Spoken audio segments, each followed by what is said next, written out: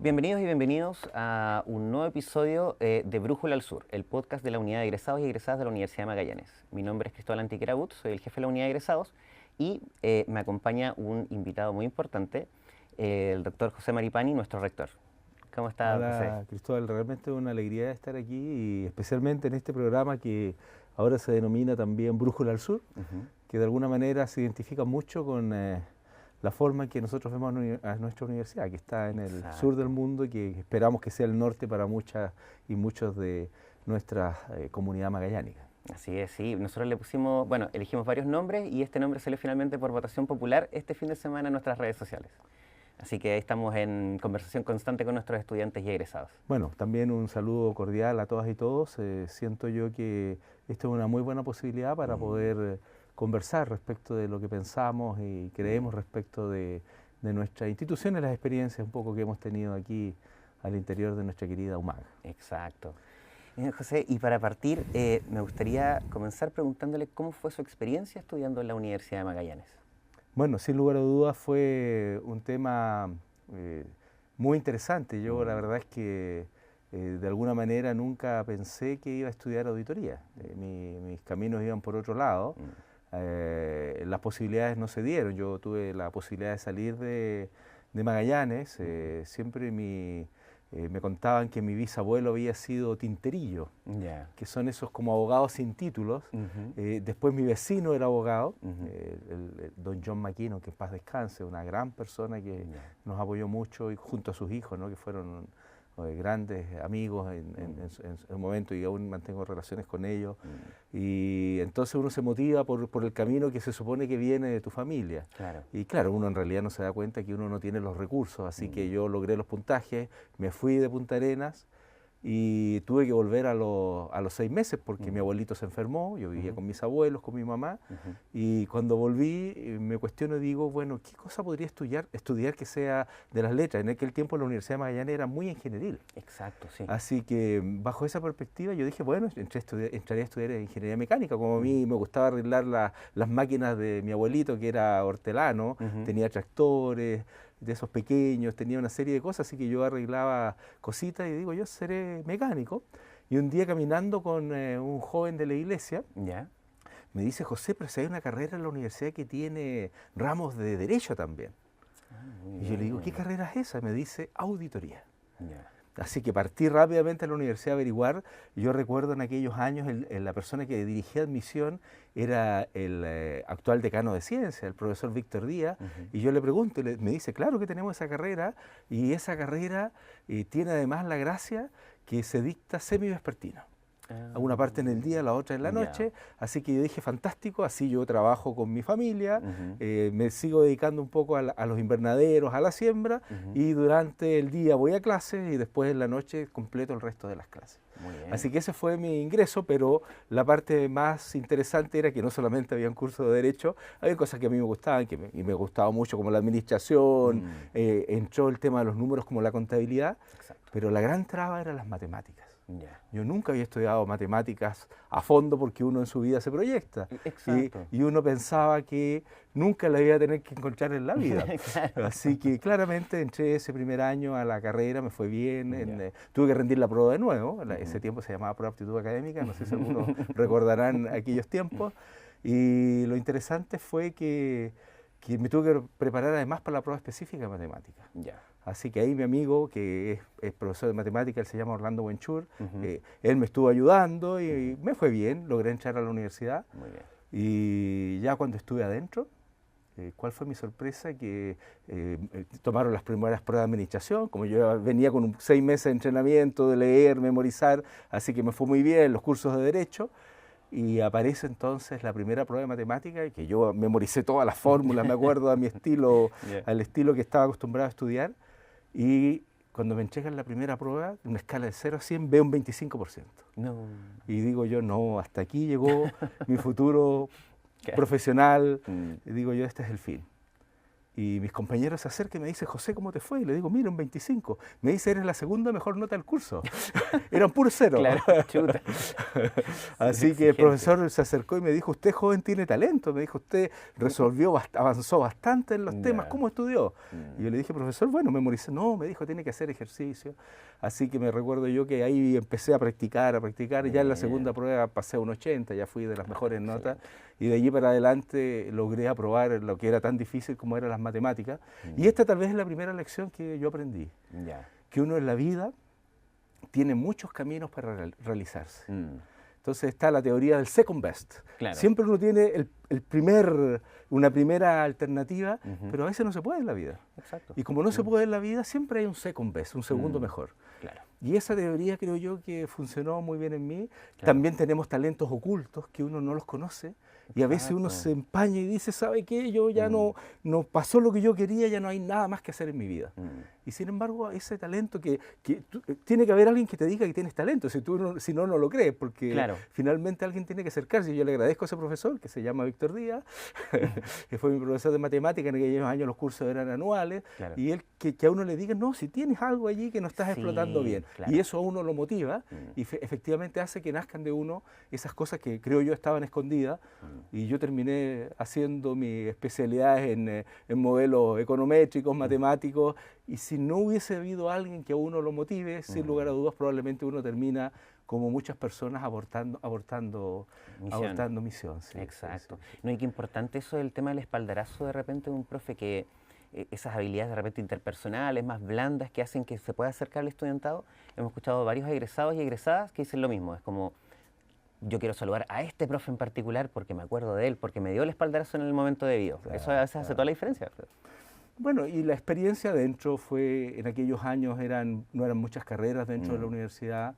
De alguna manera los cursos, las carreras éramos muy pobladas. Yo recuerdo que ese año que yo entramos sobre 50 estudiantes. No había ingeniería comercial, solamente existía auditoría.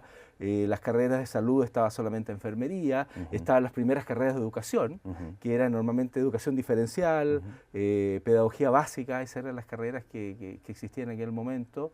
Y las ingenierías estaban todas en términos de, fundamentalmente, ya las ingenierías de ejecución, y ya estaban apareciendo desarrollándose las ingenierías civiles. Así que era una universidad que estaba fundamentalmente en Angamos con Centeno, donde hoy día se encuentra el Liceo Experimental, y nosotros ya se había trasladado hacia aquí. Yo entré aquí en este campus que está aquí en Avenida Bulnes, ¿cierto? 01855, que es nuestra dirección, y mucho más... con mucho ripio, ¿no? Caminos un poco más antiguos, qué sé yo, Benito Benítez también, calles que en ese tiempo no estaban pavimentadas. Claro. Así que era un lugar como más iniciándose como campus. Y claramente uno eso no lo ve cuando uno está como estudiante. Hay cosas que a uno le parecen naturales, y para nosotros estaba todo muy bien. Nuestra biblioteca era pequeña, pero nos parecía bien. Nuestro casino era muy chiquitito, estaba en una esquina, también nos parecía bien. Nunca nos cuestionamos eso. Y estaban en ese tiempo los técnicos agropecuarios también, que es una carrera que después se suspendió, se transformó después en ingeniería. Y claro, así que había un ambiente muy grato. Era un pequeño campus que estaba en la Avenida Bulnes, estaba la Zona Franca antigua. Así que eran los recuerdos muy, muy interesantes de cómo era esa etapa o esa época aquí en la Universidad de Magallanes, en este campus. Y obviamente algunas clases nos tocaron allá en Angamos con Centeno, así que teníamos que movilizarnos hacia allá, especialmente los cursos grandes. Habían unas salas grandes allá en Angamos con Centeno. Aquí era todo más pequeño, solamente las salas que tenemos, máximo 40 personas, 45. Qué bonito. Así que fue una etapa muy linda. Y cuénteme, ¿cómo fue insertarse una vez que ya iba finalizando su carrera como estudiante? ¿Cómo fue insertarse en el mundo laboral? Porque hay muchos estudiantes que nos han hablado que es un proceso que se empieza desde la práctica. Hay estudiantes que nos han dicho también, egresados, disculpe, que ya estaban listos en el trabajo, incluso antes de egresar.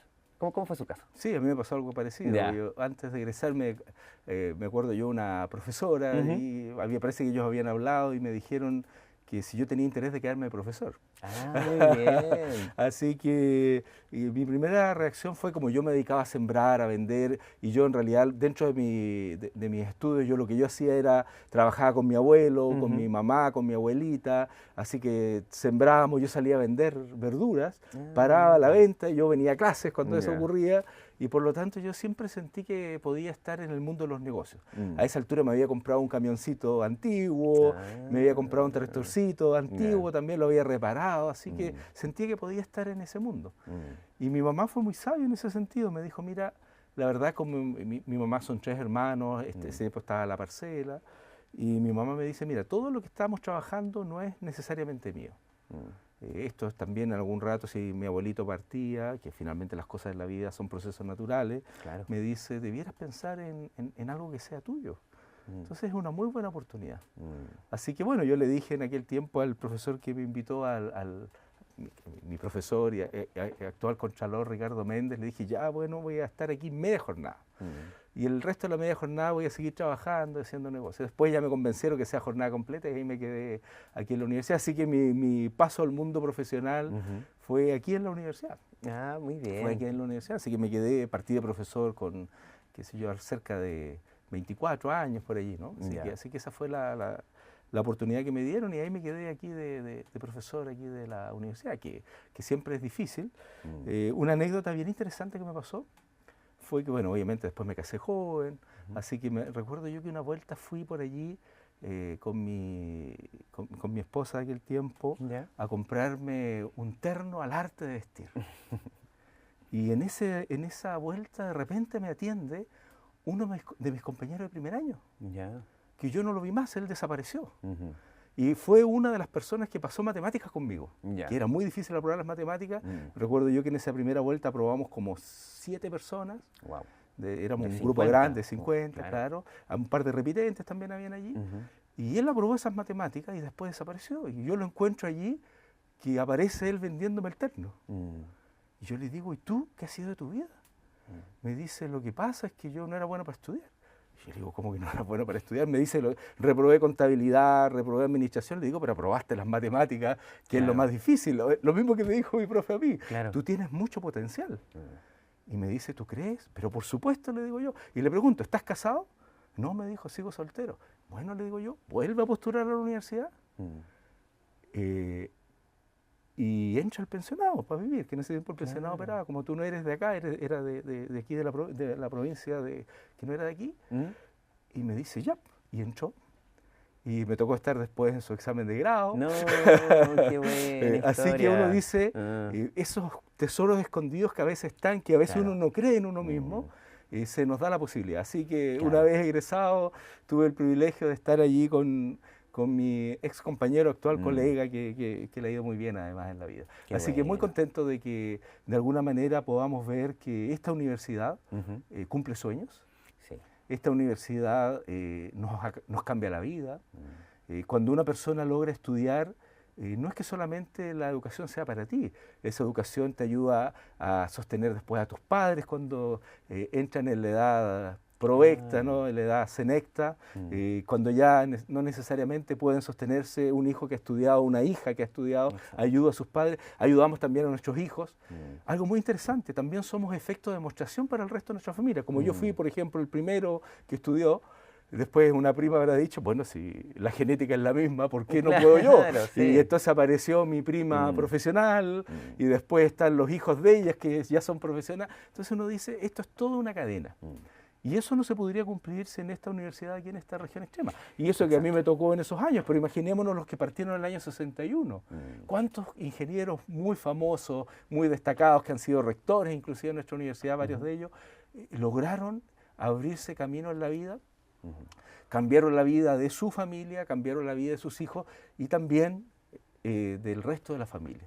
Y también uno puede ver, y eso ha pasado hoy día, tenemos compañeros que se están moviendo también en los colegios, porque nosotros egresamos de esos colegios y ahí hay toda una motivación para que vayamos a decir, sí, también estudiando en este colegio también podemos ir a la universidad a desarrollarnos. Así que siento yo que ahí hay una tremenda beta, muchos diamantes que hay que ayudarles a que se vayan puliendo para que brillen y puedan contribuir a su vida, puedan contribuir a la vida de su familia y también contribuir a la vida, al desarrollo a la vida y al desarrollo de nuestra región. Totalmente, tenía que ver un poco con lo que estamos hablando hace un rato, ese espaldarazo ese que es súper necesario, esas palabras de aliento, esa motivación, que alguien te visibilice y diga, sabes que tú tienes talento, y eso a veces es todo lo que uno necesita para seguir marca adelante. la diferencia, Sí. marca la diferencia. Y cuéntame, dentro de lo que fue, porque estamos hablando de que comenzó a ser profesor en la universidad 24, 25 años, Sí, por ahí estaba. ¿ya pensaba, se proyectaba quizá en algún momento en ser rector? No, ¿Nunca? No, eso no está dentro de lo que uno piensa. Lo que Claro. uno piensa es cómo se desarrolla, Mm. cómo avanza. Inclusive, como entré jovencito, el tema del posgrado tampoco estaba dentro de mi mente. Claro. Pero, sin embargo, siempre hay alguien grande que está ahí. En ese caso estaba don Luis Poblete. Ujú. Y don Luis Poblete me decía, tienes que hacer un máster. Yo le digo, tengo que hacer un máster, claro, me dice, tienes que proyectarte. Ah, bueno, le digo yo. Y él empezó a buscar. Entonces me dice, estuve postulando en una universidad en Santiago, pero no tienen becas, me dice, Ya. y está difícil hacer los intercambios. Bueno, le digo yo, como que yo seguía haciendo mis clases, porque además cuando uno parte tiene que preparar muchas clases Claro. y mucho material. Así que yo preparaba mis clases, todo mi material, así que estaba muy ocupado en eso. Y de repente viene y me dice, te conseguí que ingreses a la Universidad de Concepción. Y yo le digo, ¿en serio? Sí, me dice, la Universidad de Concepción tiene 5 cupos para la Universidad de Magallanes para que podamos hacer magíster o doctorado. Siempre tiene 5 cupos disponibles. Un gran agradecimiento a esta universidad regional que siempre ha considerado a la Universidad de Magallanes. Y me dice, hay unos colegas que están terminando, así que se van a desocupar los cupos y puedes entrar tú. Excelente, qué Así buena que, oportunidad. así que me dice, bueno, ahí obviamente la universidad no te cobra, pero el sueldo tuyo se mantiene y te vas para allá con tu familia y puedes hacer tu maestría allá. Así que bueno, ahí fue esa otra etapa de mi vida que partí para allá y eso naturalmente también a uno le va cambiando la forma de ver el mundo. Claro. Tuve la posibilidad de hacer una maestría en Ciencias Económicas y Administrativas.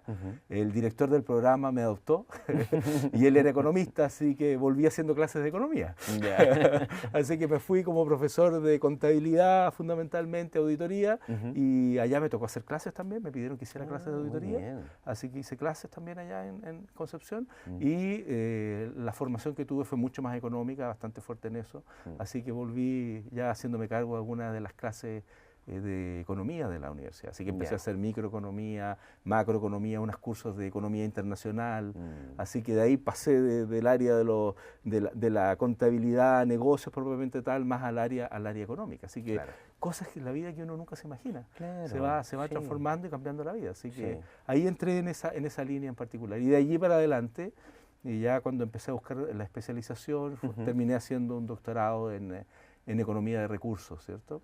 Ya. Donde finalmente uno ya se mete más en la parte más de modelos, de cómo tratar de entender las estructuras productivas que nos rodean. Claro. Así que ahí finalmente terminé haciendo eso. Excelente. Tremenda trayectoria como estudiante también, una vida dedicada a los estudios. Sí, bueno, yo tuve la posibilidad, porque esto finalmente los profesores te van premiando, ¿no? Y a mí me premiaron como el mejor alumno egresado de la carrera de auditoría. Muy bien. Y en Concepción también me premiaron como el mejor alumno egresado del magíster. Excelente. Así que eso también te abre puertas cuando tú después quieres postular a los posgrados. Así que eso me abrió las puertas también Bueno, yo fui a Estados Unidos, pero yo no quería ir a Estados Unidos. Yo quería ir a España. Ah, ya. Sí. Postulé, estuve aceptado en un par de universidades españolas. El problema eran las becas, ¿no? Ya. Que costaba Perfecto. conseguir becas y bueno, así que finalmente la posibilidad se dio para que en esta área más económica las becas estaban mucho más asequibles si uno postulaba a Estados Unidos. Ya. Así que ahí se me dio la posibilidad y partí para allá. Ah, muy bien. ¿Y cómo fue esa experiencia? Difícil. Me imagino. Porque ocurre que yo que estudié en un colegio público, en realidad es una cosa tremenda. Estudiamos un montón de años inglés y yo no sé quién termina del colegio diciendo, hola, ¿cómo estás? Claro. Y alguien te dice, bueno, estoy bien. Y dice, ¿cómo encuentro el negocio? Y uno le puede decir en inglés, mire, camine 2 cuadras y gira a la izquierda. Una de esas cosas no sale. Claro. Entonces uno sale con el verbo to be, I am, you are. Los días de la semana. Y sabes decir puerta, ventana, mesa. Claro. Pero no sabes armar algo tan básico como frases mínimas, ¿no? Uno no aprende a Claro. comunicarse. Así que cuando vi que la posibilidad estaba para irse a Estados Unidos, obviamente uno empieza a mejorar su inglés. Yo tengo que agradecer que en inglés nosotros tuvimos una profesora maravillosa, la señora Ada Bashman, Ya. que en primer año nos dijo, tienen que aprenderse los verbos irregulares. Así que yo tomé esas listas de verbos y ella era muy exigente. Y eso a uno le cambia la vida. Sí. Y ese tiempo se llamaba inglés técnico, así que obviamente me recitaba los verbos irregulares, estructura. Y uno dice, junto con buenos niveles de matemática, claro. y bueno, a uno le cambió la vida. Sí. Sí, pero si a uno no lo obligan, herramienta. Como que uno no cumple. Se desalienta, claro. Sí, así sí, que sí. ese nivel de inglés después hacía que cuando venían personas para acá, yo ya a esa altura asumí una vicerrectoría bastante joven, a los 30, 31 años fui vicerrector y partí a hacer mi doctorado como a los 35. Así que en ese periodo venían muchas visitas y uno iba de alguna manera mejorando el inglés, tratando de conversar. Tomé clases aquí, la universidad se preocupaba siempre de darnos cursos, así que tuve la posibilidad de tomar clases de inglés aquí dentro de la universidad. Tampoco sabía si iba a ir a Estados Unidos, en ese tiempo no estaba dentro de mi mente, pero tenía la inquietud de aprender inglés, así que cursos que habían de inglés allí, yo los tomaba. Yo recuerdo que, bueno, dentro de mis profesores estuvo Rodrigo Cirón, que hoy día dirige ahí la Academia del Oxford. Y claro, nos hacían clases aquí dentro de la universidad y de a poco uno iba también mejorando, aprendiendo más estructura, volviéndose más formal el inglés y eso fue muy potente. Sí. Así que, y cuando estuve en Concepción también nos hicieron leer mucho paper en inglés, así que teníamos profesores que venían llegando de Estados Unidos de su doctorado, así que había muchas guías en inglés y todas esas cosas uno lo van formando un poco, pero yo nunca pensé que iba a terminar en Estados Unidos. Así que cuando... Y bueno, hay un dicho muy interesante que dice que el oro viejo nunca aprende a hablar. Así que los niveles de inglés que uno desarrolla son siempre niveles de comunicación básica. Y bueno, ya cuando uno logra llegar a estos países, uno se da cuenta que uno tiene un inglés comunicacional básico. Yo recuerdo que el primer año que llegué a Estados Unidos, yo escuchaba... entendía bastante las clases, especialmente la parte escrita y toda la parte formal, pero de repente el profesor hacía un chiste rápido y todos se reían y yo quedaba mirando.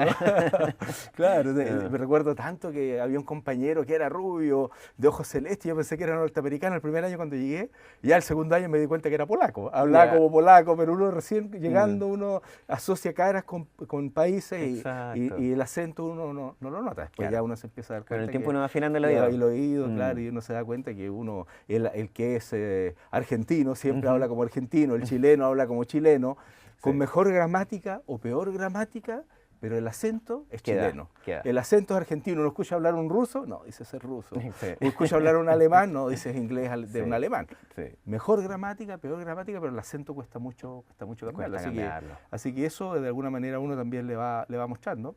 Y claro, uno llega a un país muy desarrollado como es Estados Unidos y todo caro, qué sé yo, recuerdo que no comimos carne, ahí bueno, uno hace los amigos de su vida. Yo estuve con un compañero que ahora es profesor de la Austral, mi gran amigo Víctor Moreira, y él después llegó su señora, su hijita, qué sé yo, que eran como parte de mi familia ya. Qué lindo. Y claro, así que uno logra amistades muy grandes. Después logré amistades con compañeros de otras nacionalidades, un amigo argentino que es de la Universidad de Río Cuarto. Y yo le pregunto, ¿dónde queda Río Cuarto? Me dice, después de Río Tercero. que es en Córdoba, ¿cierto?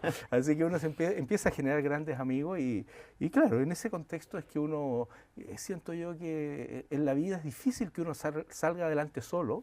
Siempre necesita, en este caso, el sacrificio de las familias de uno, muchos esfuerzos que muchas veces no se ven, y cuando uno está afuera, la ayuda de amigos incondicional. Y ni pensar la idea de mis profesor guía, ya, de mis profesor director de departamento, otros profesores, sin ellos uno no termina, y tampoco se va. Yo recuerdo que llegué el primer año, y el sistema norteamericano es muy exigente, es como el colegio acá. Entonces yo recuerdo que hacíamos las pruebas, terminaba el tiempo y nos quitaban la prueba. Y claro, de algún rato un latino le dice a una profesora, profesora, ¿usted piensa que porque uno responda más rápido es más inteligente? Por supuesto. Entonces un amigo argentino nos dice, aquí no es como en Sudamérica. En Sudamérica para nosotros el mejor alumno es el que se queda hasta el final. Y responde y le damos una hora más, listo. Para el norteamericano el mejor alumno es el que anda más rápido. Así que tenemos que cambiar Entonces, claro, uno hace la demostración matemática que nos tocaba, dice no. El brillante es el que dice, de acuerdo a este teorema, se acorta todo esto y termina rápido. Entonces dice, hay que cambiar el paradigma. Y uno encuentra un sistema de educación completamente distinto. Y muy chocante para uno que se crió con esa, que resuelva todo paso por paso, y no tienen esa mentalidad. Está todo de vuelta acá en las escuelas. Si es que uno no pone la comprobación del ejercicio, puntos menos. Puntos menos. Sí. Y allá que llegó hasta el resultado muy rápido, listo, eso está muy bien visto. Ya. Así que claramente ahí uno encuentra esos cambios de paradigma. Y yo le digo un día al director de departamento, que era griego, una persona que me ayudó muchísimo allí, el doctor Emilio Pagolatos.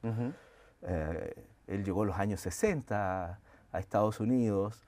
En ese tiempo él venía con un doctorado europeo y hizo un nuevo doctorado en Estados Unidos. Se había casado con una profesora de inglés allá de los años 60. Claro. Y él era una persona muy ayudadora. Y llegaba y conversaba con nosotros, entraba a la oficina. Él entendía lo que era venir de otro país, ¿no? Claro. Y así que yo le digo, pero cuando llegué, yo le digo, doctor, tengo una beca de 3. No, me dice que en 3 años no termina nadie. Yo le digo, pero si mi beca se acaba, no te preocupes. Me dice, aquí nosotros después estamos a apoyar para que termine. Así que después me dieron beca ellos allá. Y yo el primer año también me dieron una beca ahí en el departamento, porque obviamente uno llega muy pobre. Así que una persona rica dio plata y me dice, José, te seleccionamos el primer año. Este año vas a tener $4.000 de beca, así que puedes ir a Chile, ver a tu familia, te asignamos la beca. Así que yo fui muy privilegiado en eso. Y en ese contexto es que uno siente que esos apoyos son como la base para que uno pueda avanzar en la vida. Así que uno muy contento de esas experiencias. Con él hicimos un viaje a Canadá, mi primer año, con este amigo argentino de Río Cuarto. Él fue a un congreso en Montreal y él nos llevó en su auto.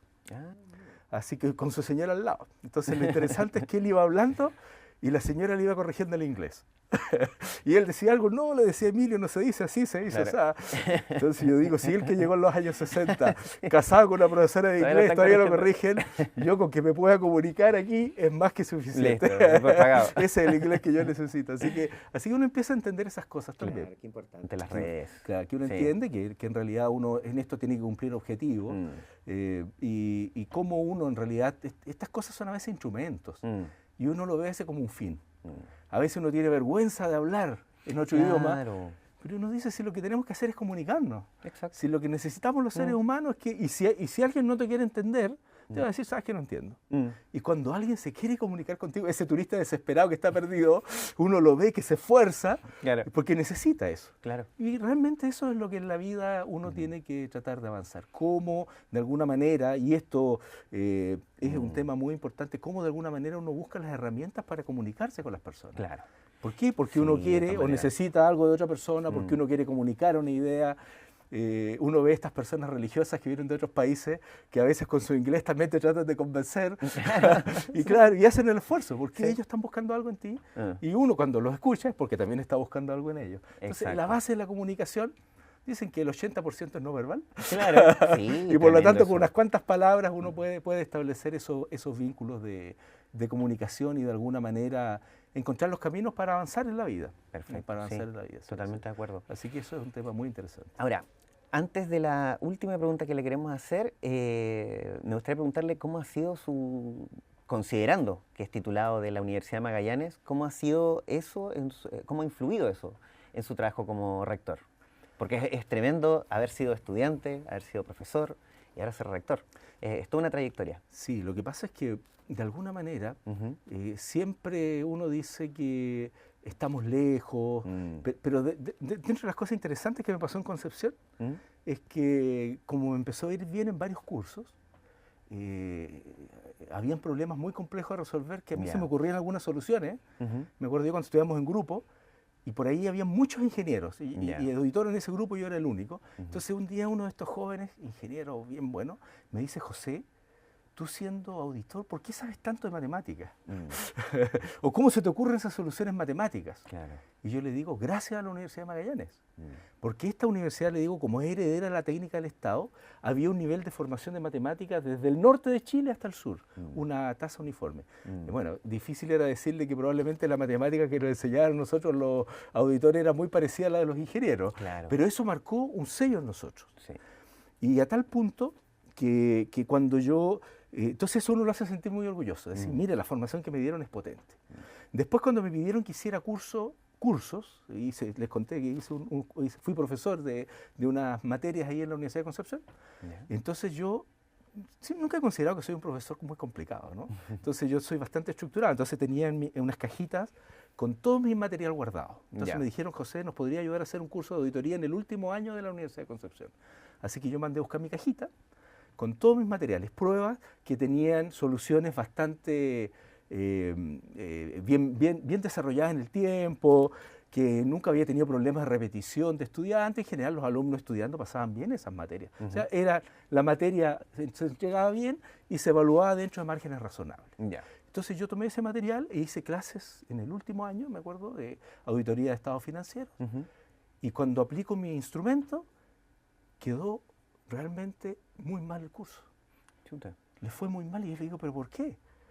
Es que no entendemos esto, no entendemos lo otro, cosas que en teoría tú debiste haber visto antes. Entonces yo digo, wow, o sea, en mi universidad los alumnos nuestros no tienen esos problemas, están bien preparados, esto lo pasan sin problemas y aquí estamos con algún tipo de problema. Claro. Así que me puse a hacer repasos, después me dieron un premio los chicos y les fue bien. Ya. Entonces uno siente que su universidad fue la base para avanzar en estas otras materias y que lo que nosotros a veces sentimos que está débil en realidad está dentro de un estándar de calidad muy comparable con el resto del país, que no tenemos nada que envidiarle a ninguna parte y nos desenvolvemos muy bien profesionalmente. Excelente. Así que cuando tú me preguntas cómo siento yo la universidad, siento que ha sido la base para el desarrollo de todo el resto que yo logré hacer. Si no hubiese tenido esa formación que tuve, y tan buena como la tuve, no hay forma que uno realmente pueda avanzar en otro lugar. Mira, qué bien. Así que eso siento yo que es como lo más potente. Después tengo ahora amigos ingenieros, y claro, uno de ellos es muy destacado hoy día, y me dice, llegué a Coyhai, que me dice, con puros ingenieros de la Chile, y cuando empezamos a medir nos dice, yo sabía hacer todas las cosas, me manejaba teóricamente muy bien. Entonces, claro, son más los temores que uno tiene que las realidades. La realidad nos dice que esta universidad se preocupa por formar bien a sus estudiantes, que nuestros estudiantes han sido la base del desarrollo en muchas de las áreas de esta región.